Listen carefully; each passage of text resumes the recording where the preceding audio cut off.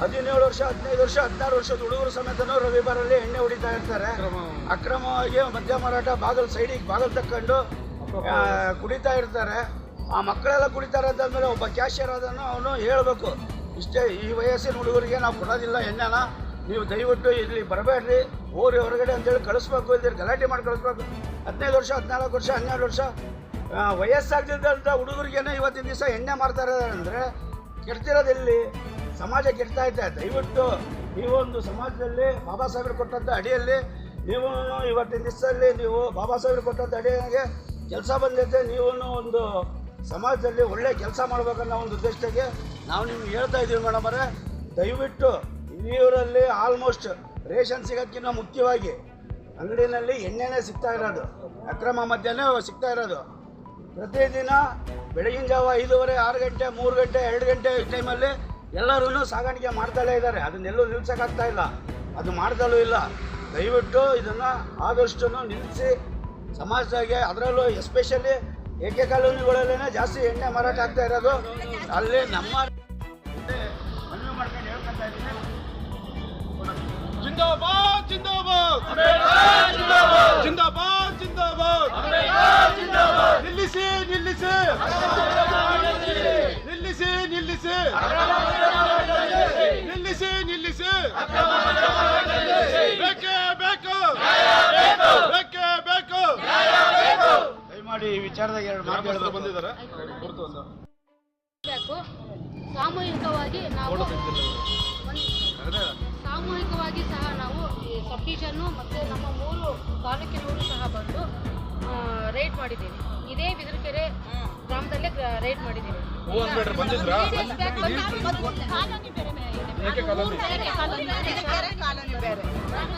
ಏಕೆ ಕಾಲೋನಿ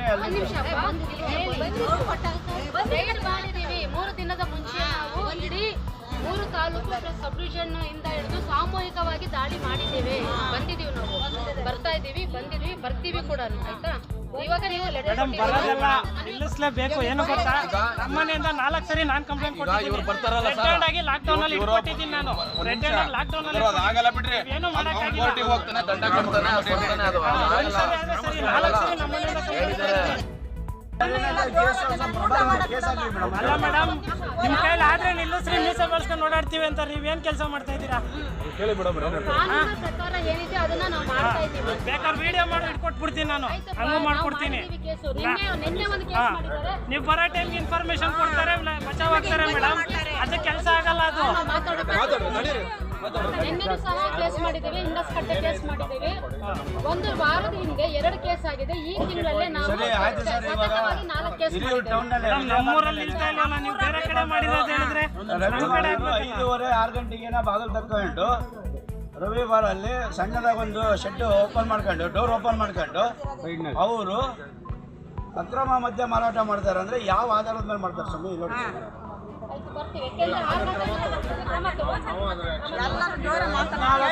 ವರ್ಷ 15 ವರ್ಷ 14 ವರ್ಷದವರೆಲ್ಲರೂ ಬಂದು ಹುಡುಗರು ಎಣ್ಣೆ ಹೊಡಿತಿರ್ತಾರೆ. ಅಂದ್ರೆ ಅದಕ್ಕೆ ಮಕ್ಕಳಿಗೆ ಓದ್ಕೊಂಡ್ ಬಿಡಲ್ಲ ಮೇಡಮ್ ಅವರೇ. ನಾವು ಎಷ್ಟು ಅಯ್ಯೋ ಅಂತೀವಿ, ಸಾಯಂಕಾಲ ಊಟ ಮಾಡಕ್ ಬಿಡಲ್ಲ.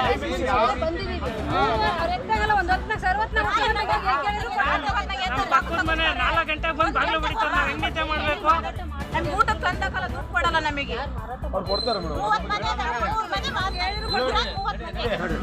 ಬೆಳಿಗ್ಗೆ ನೀವು ಇವಾಗಲೇ ಹೋಗ್ತೀರಾ ರೇಡಿಗೆ, ಇವರೇ ತೋರಿಸ್ತಾರೆ.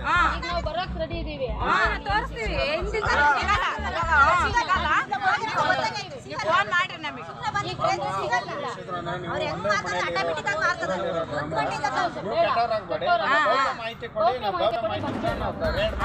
ಗೌಪ್ಯ ಏನಿಲ್ಲ ಮೇಡಮ್, ಗೌಪ್ಯ ಕೂಡ ನಿಲ್ಲಿಸ್ತೀರಾ ಅಂತ ಏನು ಆಗಲ್ಲ. ನಮ್ಮನೆ ಏನು ಹೋಗಲ್ಲ. ಅವ್ರು ನೇರವಾಗಿದ್ರೆ ಏನು ಹಿಡ್ಕೊಂಡು ಹೋಗ್ತಾರ?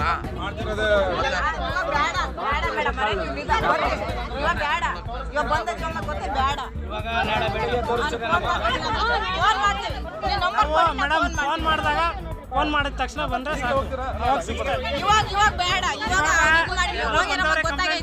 ಗೊತ್ತಾಗಿರುತ್ತೆ.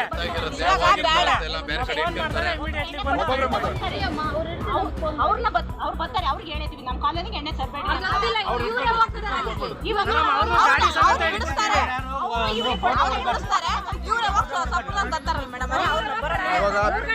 ಯಾವ ಬರ್ತಾರೆ ಕೇಳ್ಬಿಡ್ರಿ ಆ ಡೇಟಿಗೆ. ನೀವು ಎಂತ ಬರ್ತೀರಿ ಮೇಡಮ್ ಈಗ? ಈಗಲೇ ಬರಕ್ ready ಇದ್ದೀನಿ. ಗಾಡಿ ನಂಬರ್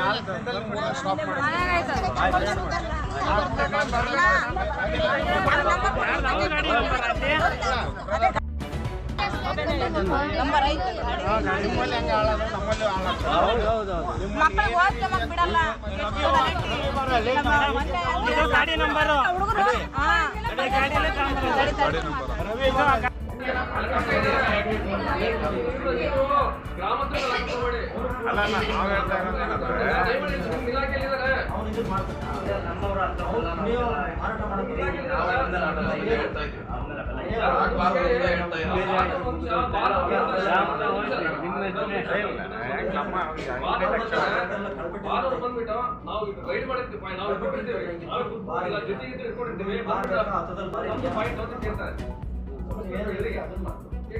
ಸಮಸ್ಯೆ ಏನ್ ಮೂಲ ಏನಿದೆ ಅದು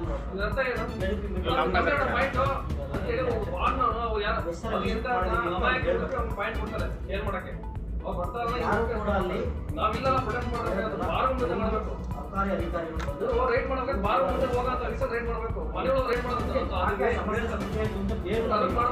ಬಾರಿಂದ ಬರ್ತಲ್ಲ, ಬಾರಿಂದ ತನಕ ಹೋಗೋದು ಹಳ್ಳಿ ಕಡೆ ಎಲ್ಲ ಬಾರ್